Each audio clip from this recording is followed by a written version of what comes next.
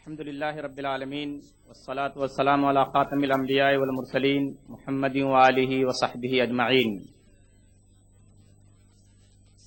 اما بعد رب اشرح لی صدری ویسر لی امری واحلل عقدۃ من لسانی یفقہوا قولی۔ برادران اسلام، درس قرآن کی اس نشست میں آپ تمام حضرات کا پرتپاک استقبال کرتا ہوں۔ السلام علیکم ورحمۃ اللہ وبرکاتہ۔ درس قرآن سے متعلق جو صورت ہے وہ سورۃ الشرح کا بقیہ حصہ ہے۔ اس کی 3 آیتیں اور ان 3 آیتوں کا ترجمہ اور تفسیر گزشتہ ہفتے ہو چکی ہے۔ آئے ہم اس سورت کی بقیہ 5 آیتوں کی تلاوت کرتے ہیں، اس کے بعد ان آیتوں کا ترجمہ اور تفسیر سنتے ہیں۔ بسم اللہ الرحمن الرحیم، اللہ کے نام سے شروع کرتا ہوں جو بڑا مہربان نہایت رحم کرنے والا ہے۔ وَرَفَعْنَا لَكَ ذِكْرَكَ، اور ہم نے تیرا ذکر بلند کر دیا۔ فَإِنَّ مَعَ الْعُسْرِ يُسْرًا، بے شک تنگی کے ساتھ آسانی ہے۔ إِنَّ مَعَ الْعُسْرِ يُسْرًا، یقیناً تنگی کے ساتھ آسانی ہے۔ فَإِذَا فَرَغْتَ فَانْصَبْ، تو جب تم فارغ ہو جاؤ تو عبادت میں محنت کرو۔ وَإِلَىٰ رَبِّكَ فَارْغَب، اور اپنے رب سے دل لگاؤ۔ جیسا کہ عرض کیا جا چکا ہے کہ اللہ تبارک و تعالیٰ نے اس صورت کے اندر حضور اکرم صلی اللہ علیہ وسلم پر 3 احسانات کا ذکر کیا ہے۔ 2 تو وہ تھیں جن کا ذکر ہو چکا، یعنی سینے کا کھولنا، یعنی حضور اکرم صلی اللہ علیہ وسلم کو اللہ نے وہ ہمت دی، وہ حوصلہ دیا، وہ طاقت دی کہ آپ اللہ کی بات کو لوگوں کے سامنے بغیر کسی ڈر، بغیر کسی خوف، بغیر کسی ہچکچاہٹ اور ہیزیٹیشن کے آپ نے لوگوں تک اللہ کی بات پہنچائی۔ اور دوسرا جو احسان تھا اللہ کا حضور اکرم صلی اللہ علیہ وسلم پر، وہ یہ تھا کہ آپ کے اوپر جو نبوت کا بوجھ تھا، جو ذمہ داری تھی، جو ایک بہت بڑا برڈن تھا، اس کو اللہ تبارک و تعالیٰ نے ہلکا کر دیا۔ اس راستے کی جتنی بھی دشواریاں تھیں، جتنی بھی تکلیفیں تھیں، پریشانیاں تھیں، اللہ تبارک و تعالیٰ نے ان پریشانیوں کو آسانی میں تبدیل فرما دیا، یا بالفاظ دیگر ان پریشانیوں کا سامنا کرنے کی آپ کو اللہ نے صلاحیت اور طاقت دے دی۔ اس کے بعد جو تیسرا احسان ہے اللہ کا، وہ یہ ہے وَرَفَعْنَا لَكَ ذِكْرَكَ، اور ہم نے تیرا ذکر بلند کر دیا۔ ہم سنجیدگی سے سوچیں کہ یہ بات اس وقت کہی گئی تھی جب کوئی شخص یہ سوچ نہیں سکتا تھا کہ ایسا آدمی جس کے ساتھ گنتی کے چند لوگ ہیں، اور وہ بھی صرف مکے کی سرزمین تک محدود ہیں، ان کی پہنچ صرف مکے تک ہی ہے، وہ آدمی پوری دنیا میں کس طریقے سے مشہور ہو جائے گا،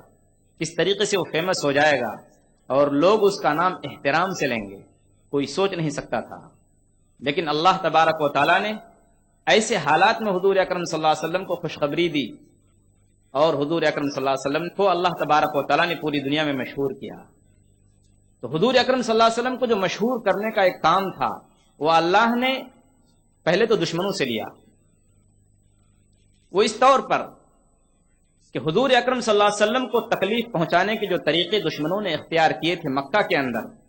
ان میں ایک طریقہ یہ تھا کہ جب عرب کے تمام حصوں سے لوگ مکہ آتے تھے حج کی نیت سے، تو یہ کافر حضور اکرم صلی اللہ علیہ وسلم کے دشمن حاجیوں کے ڈیروں پر جاتے، ان کے خیموں اور کیمپوں میں جاتے،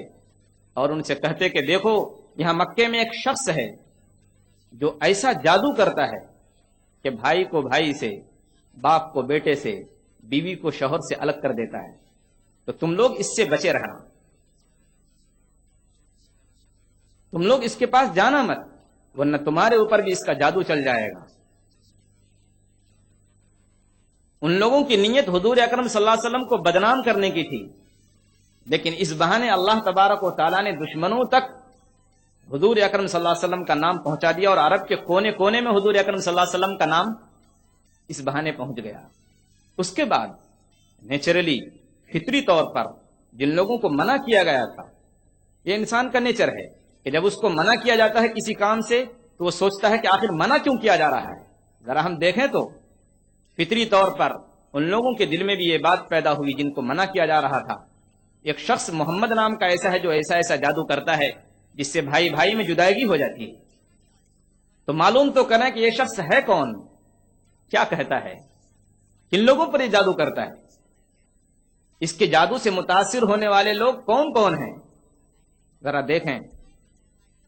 جب ان لوگوں نے دیکھا, حضور اکرم صلی اللہ علیہ وسلم کے قریب ہوئے, قرآن پاک کو سنا, حضور اکرم صلی اللہ علیہ وسلم کے کیریکٹر اور آپ کے اخلاق کو دیکھا, اور ان لوگوں کو بھی دیکھا جو حضور اکرم صلی اللہ علیہ وسلم کے قریب ہو رہے تھے, تو ان لوگوں نے سمجھا کہ یہ لوگ تو ایسے ہیں کہ ان کی زندگیاں عرب کے عام دوسرے لوگوں کی زندگیوں سے بالکل الگ ہیں, بدلی ہوئی ہیں. ان کی زندگیاں تو عرب کے دوسرے لوگوں سے بہت اچھی ہیں, رشک کی زندگی یہ لوگ گزار رہے ہیں.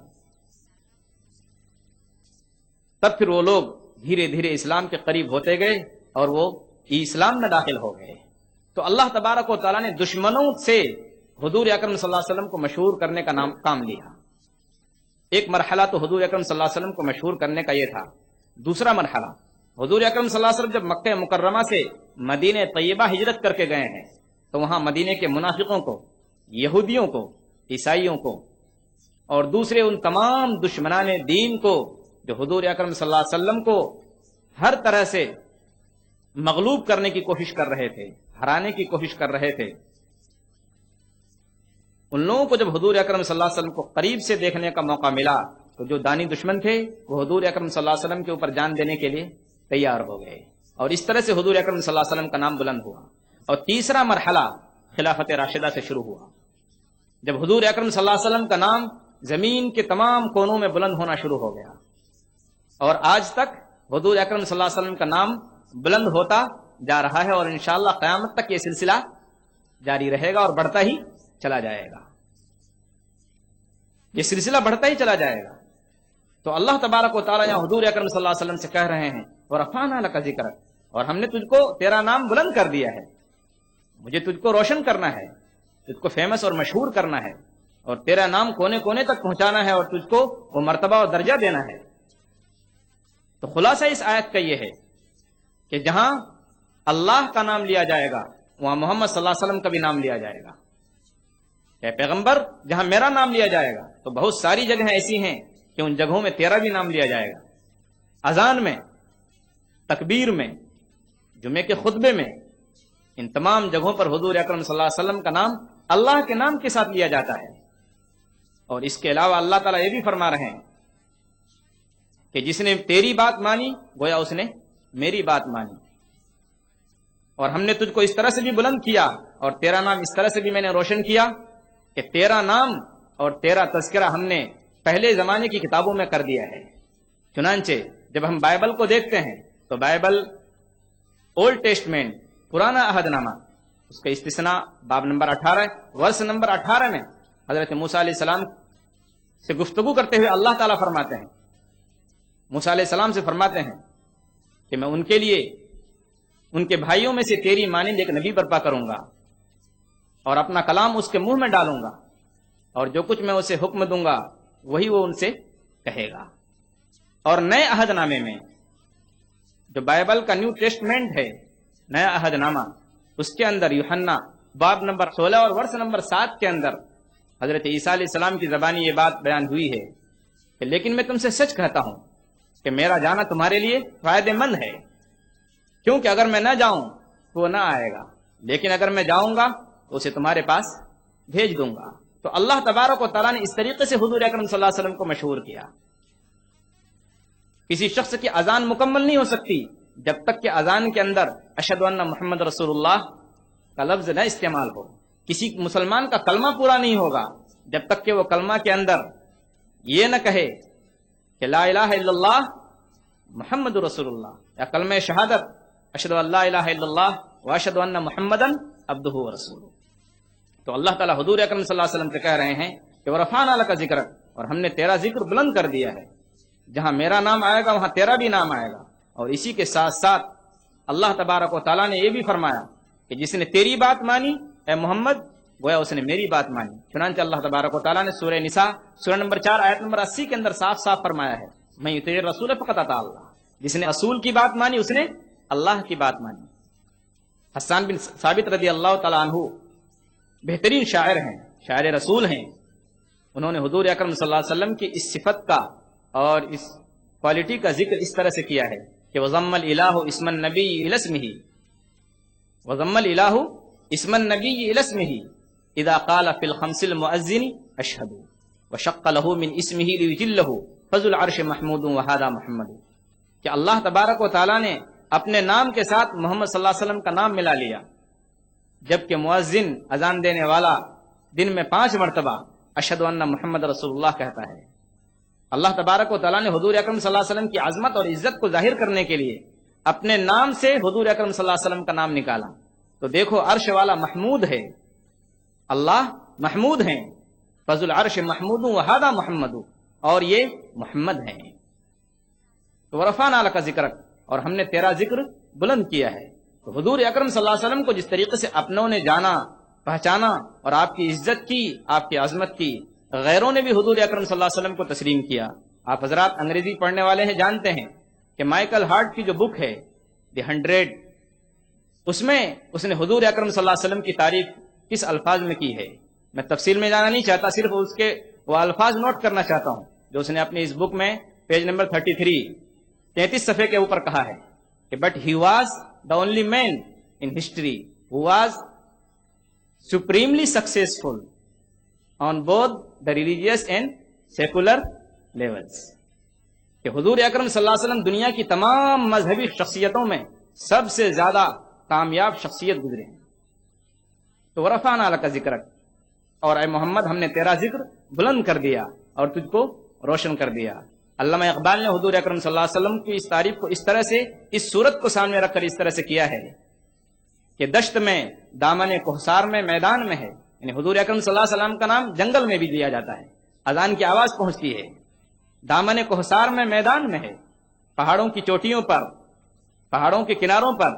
اور میدانوں میں بھی حضور اکرم صلی اللہ علیہ وسلم کا نام لیا جاتا ہے۔ دشت میں، دامن کوہسار میں، میدان میں ہے، بحر میں، موج کی آغوش میں، طوفان میں ہے، سمندروں کے اندر بھی۔ جو لوگ جہاز کا سفر کرتے ہیں، پانی کے جہاز سے، وہ لوگ بھی نمازیں پڑھتے ہیں، درود پڑھتے ہیں، حضور اکرم صلی اللہ علیہ وسلم پر درود بھیجتے ہیں۔ اسی کو ذکر کر رہے ہیں کہ بحر میں، موج کی آغوش میں، طوفان میں ہے، چین کے شہر مراکش کے بیابان میں ہے، چین میں بھی، چائنا میں بھی اور مراکش میں بھی حضور اکرم صلی اللہ علیہ وسلم کا نام لیا جاتا ہے، اور پوشیدہ ہر مسلمان کے ایمان میں ہے۔ کوئی مسلمان نہیں ہو سکتا جب تک کہ وہ کلمے کے اندر لفظ محمد رسول اللہ کا استعمال نہ کرے۔ چین کے شہر مراکش کے بیابان میں ہے اور پوشیدہ مسلمان کے ایمان میں ہے۔ آگے وہ دعا دیتے ہیں کہ چشم اقوام نظارہ ابد تک دیکھے، رفعت شان رفعنا لک ذکرک دیکھے، کہ پوری دنیا حضور اکرم صلی اللہ علیہ وسلم کے اس مرتبے کو دیکھتی رہے گی، ہمیشہ ہمیشہ دیکھتی رہے گی کہ اللہ تبارک و تعالیٰ نے حضور اکرم صلی اللہ علیہ وسلم کو کس طریقے سے روشن کیا اور ان کا نام کس طرح سے فیمس اور مشہور اور بلند ہوا۔ اس کے بعد آگے اللہ فرماتے ہیں فَإِنَّ مَعَ الْعُسْرِ يُسْرًا إِنَّ مَعَ الْعُسْرِ يُسْرًا، بے شک تکلیف کے ساتھ، تنگی کے ساتھ آسانی ہے، یقیناً تنگی کے ساتھ آسانی ہے۔ یہ جو 2 آیتیں ہیں، ان 2 آیتوں کے اندر اللہ تبارک و تعالیٰ نے ایسی حقیقت بیان کی ہے اور اتنی بڑی بات بیان کی ہے کہ اگر آپ سنجیدگی سے سوچیں تو آپ کو یہ بات 2 اور 2 4 کی طرح آپ کے سامنے واضح ہو جائے گی کہ اللہ تبارک و تعالیٰ انسانوں سے کہہ رہے ہیں کہ فَإِنَّ مَعَ الْعُسْرِ يُسْرًا إِنَّ مَعَ الْعُسْرِ يُسْرًا، تنگی کے بعد آسانی ہے، تنگی کے بعد آسانی ہے۔ یہ بات 2 مرتبہ دہرائی گئی ہے کہ بے شک تنگی کے ساتھ آسانی ہے، بے شک تنگی کے ساتھ آسانی ہے۔ یہاں ایک بات پہلے آپ لاجیکلی سوچئے، زمخشری رحمۃ اللہ علیہ نے کشاف کے اندر، ان کی تفسیر کی کتاب ہے کشاف، لاجک کے اعتبار سے بہت فیمس اور مشہور تفسیر ہے، اس میں انہوں نے ایک بات لکھی ہے اور بہت پتے اور پوائنٹ کی بات ہے کہ اللہ نے یہاں یہ نہیں فرمایا ہے کہ تنگی کے بعد آسانی ہے، یہ نہیں فرمایا،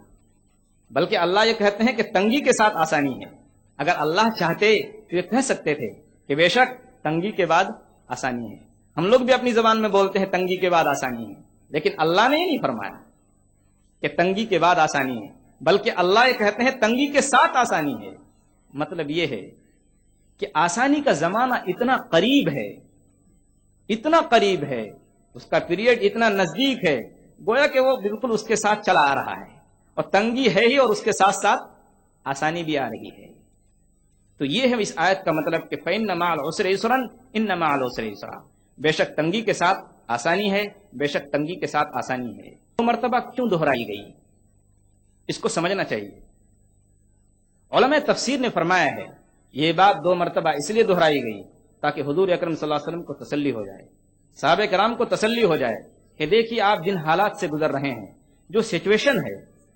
جن جن موڑوں پر سے آپ گزر رہے ہیں، جو جو مخالفتوں کا آپ کا سامنا ہے، آپ گھبرائیے مت، ہمت نہ ہاریے۔ کیوں کہ تنگی کے ساتھ فوراً آسانی ہے، اس کے بعد حالات درست ہوں گے، آپ کے ساتھ اللہ کی مدد رہے گی۔ اور اس آیت میں ہمارے اور آپ کے لیے بھی تسلی ہے، اور ہر اس شخص کے لیے جو اللہ کی بات دوسروں تک پہنچانا چاہتا ہے کہ دیکھو حالات تمہارے ساتھ بھی ہیں، تو گھبراؤ مت۔ یہ حالات اس لیے آئے ہیں کہ تم کو اللہ ترقی دینا چاہتے ہیں۔ علامہ اقبال نے خوب شعر فرمایا ہے کہ تندی باد مخالف سے نہ گھبرائے عقاب، یہ تو چلتی ہے تجھے اونچا اڑانے کے لیے۔ کہ حالات سے مت گھبراؤ، یہ تو تجھے اونچا اڑانے کے لیے تمہارے سامنے آ رہے ہیں، تجھ کو بڑا مرتبہ دینا ہے اللہ تبارک و تعالیٰ کو۔ اور اصغر گونڈوی نے بہت بہترین شعر کہا ہے کہ چلا جاتا ہوں ہنستا کھیلتا موج حوادث سے، اگر آسانیاں ہوں زندگی دشوار ہو جائے۔ ہم نے حالات کا اتنا مقابلہ کیا ہے، اتنی پنجہ آزمائی کی ہے حالات سے کہ تو میں تو حالات کا مقابلہ کرتا کرتا بالکل عادی ہو گیا ہوں، ہیبٹ ہو گئی ہے۔ میں تو ہنستا کھیلتا حالات کا مقابلہ کر لیتا ہوں۔ اگر میری زندگی میں آسانی ہو، خوشحالی ہو، تو مجھ کو تکلیف ہو جائے گی۔ اگر آسانیاں ہو، زندگی دشوار ہو جائے تو فَإِنَّ مَعَ الْعُسْرِ يُسْرًا إِنَّ مَعَ الْعُسْرِ يُسْرًا، بے شک تنگی کے ساتھ آسانی ہے، یقیناً تنگی کے ساتھ آسانی ہے۔ اس کے علاوہ علماء تفسیر نے یہ بھی فرمایا ہے کہ فَإِنَّ مَعَ الْعُسْرِ يُسْرًا کا کیا مطلب ہے، دوسرا اور کیا مطلب لیا جا سکتا ہے۔ ایک مطلب تو امام قرطبی نے اپنی تفسیر قرطبی، جو عربی میں مشہور تفسیر ہے، کمنٹری ہے قرآن پاک کی، بہت مشہور تفسیر ہے، اس میں انہوں نے ایک عجیب بات بیان کی ہے کہ اللہ تبارک و تعالیٰ یہ فرما رہے ہیں فَإِنَّ مَعَ الْعُسْرِ يُسْرًا، تو یہاں عسر کا مطلب یہ ہے کہ اے محمد آپ کو مکہ سے نکالا جائے گا، مکے سے آپ کو نکلنا پڑے گا، یہ تنگی پیش آئے گی، یسرن، لیکن اس کے ساتھ ساتھ پھر آپ کو دوبارہ اللہ تبارک و تعالیٰ عزت کے ساتھ مکے میں داخل کرے گا، اور آپ فاتح بن کر مکے کے اندر داخل ہوں گے۔ چنانچہ ایسے ہی ہوا، حضور اکرم صلی اللہ علیہ وسلم کو مکے سے نکالا گیا اور آپ مدینہ طیبہ گئے، اور وہاں سے پھر کچھ سال کے بعد مکہ مکرمہ 10,000 صحابہ کرام کی بڑی تعداد کے ساتھ فاتح بن کر عزت کے ساتھ سرخ روئی کے ساتھ داخل ہوئے۔ اس طرف اشارہ ہے فَإِنَّ مَعَ الْعُسْرِ يُسْرًا إِنَّ مَعَ الْعُسْرِ يُسْرًا سے۔ مولانا امین حسن اصلاحی صاحب نے ایک اور بات بیان کی ہے، انہوں نے کہ یہ بات دھیان میں رہے کہ اللہ تبارک و تعالیٰ نے اس چیز کو یہاں دہرایا ہے کہ بے شک تنگی کے ساتھ آسانی ہے، بے شک تنگی کے ساتھ آسانی ہے۔ تو یہ بات صرف تاکید کے لیے نہیں ہے، بلکہ اللہ یہ بتانا چاہتے ہیں کہ یہ دنیا ہے،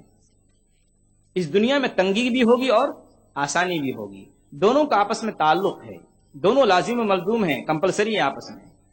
تنگی بھی ہوگی اور آسانی بھی ہوگی۔ تو اللہ تبارک و تعالی حق پر چلنے والوں کو سمجھانا چاہتے ہیں کہ حق پر چلنے والوں دیکھو، تم حق پر چل رہے ہو، اس موقع پر تمہارے سامنے حالات آئیں گے، پریشانیاں آئیں گی، رکاوٹیں خود بخود دور نہیں ہو جائیں گی، بلکہ ان کو دور کرنے کی تمہیں کوشش کرنی پڑے گی، جد و جہد کرنی پڑے گی۔ اور اگر تم نے ہمت نہیں ہاری تو یاد رکھو اللہ کی طرف سے ضمانت ہے، یہ گارنٹی ہے کہ اللہ تبارک و تعالیٰ تنگی کے بعد تمہیں آسانی ضرور دے گا۔ شمس پیرزادہ صاحب نے دعوت القرآن کے اندر لکھا ہے، وہ یہ ہے کہ اللہ تبارک و تعالیٰ یہاں دہرا رہے ہیں اس بات کو فَإِنَّ مَعَ الْعُسْرِ يُسْرًا إِنَّ مَعَ الْعُسْرِ يُسْرًا، کہ بے شک تنگی کے ساتھ آسانی ہے، یقیناً تنگی کے ساتھ آسانی ہے۔ یہ بات 2 مرتبہ اس لیے دہرائی گئی ہے کہ حالات بار بار آ سکتے ہیں، نازک حالات بار بار آ سکتے ہیں، بار بار حالات پیش آئیں گے، بار بار مشکلات اور پریشانیاں آئیں گی، لیکن اگر انسان ہمت نہ ہارے، حوصلے اور ہمت سے کام لے، تو اللہ تبارک و تعالیٰ ان تکلیفوں کو آسانیوں میں تبدیل فرما لیں گے۔ بدل دیں گے۔ اس کے علاوہ اور بہت سارے مطالب اور مطلب بیان کیے ہیں علماء تفسیر نے، وقت کم ہے، میں بات کو آگے بڑھاتا ہوں۔ فَإِذَا فَرَغْتَ فَانصَبْ وَإِلَىٰ رَبِّكَ فَارْغَب، تو جب تم فارغ ہو جاؤ تو عبادت میں محنت کرو۔ یہاں اگرچہ خطاب بات حضور اکرم صلی اللہ علیہ وسلم سے کہی جا رہی ہے، لیکن حضور اکرم صلی اللہ علیہ وسلم کے بعد آپ کی امت کے وہ تمام لوگ اس میں داخل ہیں جو آپ کا نام لینے والے ہیں، جو آپ کا نام لینے والے ہیں وہ بھی داخل ہیں۔ فَإِذَا فَرَغْتَ فَانصَبْ وَإِلَىٰ رَبِّكَ فَارْغَب، جب تم فارغ ہو جاؤ کس چیز سے؟ صاحب فتح القدیر علامہ شوکانی رحمۃ اللہ علیہ لکھتے ہیں کہ جب تم فارغ ہو جاؤ کس چیز سے؟ نماز سے۔ جب تم فارغ ہو جاؤ نماز سے، جب تم فارغ ہو جاؤ دعوت و تبلیغ سے، جب تم فارغ ہو جاؤ دشمنوں سے جہاد کرنے سے، تو کیا کرو؟ تو عبادت میں خوب محنت کرو، یعنی دعا خوب سے خوب مانگو، اللہ تعالیٰ سے زیادہ لو لگاؤ، اللہ تبارک و تعالیٰ سے اپنی حاجتیں زیادہ سے زیادہ مانگو۔ ایک مطلب تو انہوں نے یہ بیان کیا ہے فَإِذَا فَرَغْتَ فَانصَبْ کا، اور دوسرا مطلب امام قرطبی نے عبداللہ ابن مسعود رضی اللہ تعالیٰ عنہ کا قول نقل کیا ہے، ان کی یہ بات نقل کی ہے کہ فَإِذَا فَرَغْتَ فَانصَبْ کا مطلب یہ ہے کہ محمد جب تم فرض نمازوں سے فارغ ہو جاؤ، فرض نمازیں جب تم پڑھ لو تو قیام اللیل یعنی تہجد میں خوب محنت کرو۔ ایک مطلب یہ بیان کیا ہے۔ دعا کیجیے اللہ تبارک و تعالیٰ مجھے اور آپ کو قرآن پاک سمجھ کر پڑھنے کی توفیق عطا فرمائے، اور اللہ تبارک و تعالیٰ ہمیں بھی اپنے سے تعلق کو بڑھانے کی توفیق عطا فرمائے۔ وآخر دعوانا ان الحمد للہ رب العالمین۔ کسی بھائی کا کوئی سوال ہو اس صورت سے متعلق تو کر سکتے ہیں۔ السلام علیکم۔ وعلیکم السلام ورحمۃ اللہ وبرکاتہ۔ إِنَّ مَعَ الْعُسْرِ يُسْرًا إِنَّ مَعَ الْعُسْرِ يُسْرًا۔ ماشاء اللہ آپ نے اس کی طویل سی تفسیر پیش کی، لیکن آپ نے کہا کہ اس کی اور بھی تفسیر موجود ہے، آپ نے بات آگے بڑھا دی، تو وہ جو بات آپ نے نہیں بتائی وہ بتا دیجیے۔ اچھا، بھائی صاحب نے کہا کہ فَإِنَّ مَعَ الْعُسْرِ يُسْرًا إِنَّ مَعَ الْعُسْرِ يُسْرًا کی جو بقیہ تفسیریں ہیں، بقیہ باتیں ہیں جو علماء تفسیر نے، جن لوگوں نے کمنٹری لکھی ہے، قرآن پاک کی تفسیر لکھی ہے، انہوں نے بیان کی ہے، وہ بھی بیان کر دیجیے۔ بہت اچھی بات ہے، آپ نے بہت اچھی بات کی طرف دھیان دلایا۔ علماء تفسیر نے ان دو آیتوں کی اور بھی تفسیریں بیان کی ہیں۔ فَإِنَّ مَعَ الْعُسْرِ يُسْرًا إِنَّ مَعَ الْعُسْرِ يُسْرًا۔ امام قرطبی جن کی تفسیر کا میں نے آپ کو ابھی حوالہ دیا، ریفرنس دیا، عربی میں مشہور تفسیر ہے ان کی، انہوں نے یہاں ایک بہت اہم پوائنٹ بیان کیا ہے عربی گرامر کے حساب سے۔ وہ کہتے ہیں کہ عرب کے لوگوں کی عادت یہ تھی، ان لوگوں کا حال یہ تھا کہ وہ لوگ جب کسی ناؤن کو پراپر ناؤن کے طور پر استعمال کرتے ہیں، الف لام لگا کر کسی ناؤن کو بیان کرتے ہیں، جیسے یہاں اللہ نے کہا ہے فَإِنَّ مَعَ الْعُسْرِ، تو العسر پر یہاں الف اور لام لگا ہوا ہے، یہ پراپر ناؤن ہے۔ تو عرب والوں کی عادت یہ تھی کہ جب کسی ناؤن کو پر ال لگاتے ہیں کسی نام پر اور اس کو دو مرتبہ بیان کیا جائے تو وہ ایک ہی مراد ہوتا ہے، یہ عربی گرامر کے حساب سے۔ تو یہاں العسر کو اللہ تبارک و تعالیٰ نے دو مرتبہ بیان فرمایا ہے، فَإِنَّ مَعَ الْعُسْرِ يُسْرًا إِنَّ مَعَ الْعُسْرِ يُسْرًا، دونوں جگہ العسر کے ساتھ الف اور لام لگا ہوا ہے۔ مطلب کیا ہوا؟ مطلب یہ ہے کہ دونوں جگہ جو العسر ہے یعنی تنگی، تو اس کا مطلب تنگی صرف ایک ہوگی، تنگی صرف ایک ہوگی۔ اور اللہ نے یسرن کو کامن ناؤن بیان کیا ہے، نکرہ جس کو ہم بولتے ہیں، بغیر ال کے، اور دونوں جگہ یسرن کا لفظ بغیر الف اور لام کے ہے، فَإِنَّ مَعَ الْعُسْرِ يُسْرًا إِنَّ مَعَ الْعُسْرِ يُسْرًا، دونوں جگہ یسرن کا لفظ بغیر الف اور لام کے ہے۔ تو اس کا مطلب یہ ہے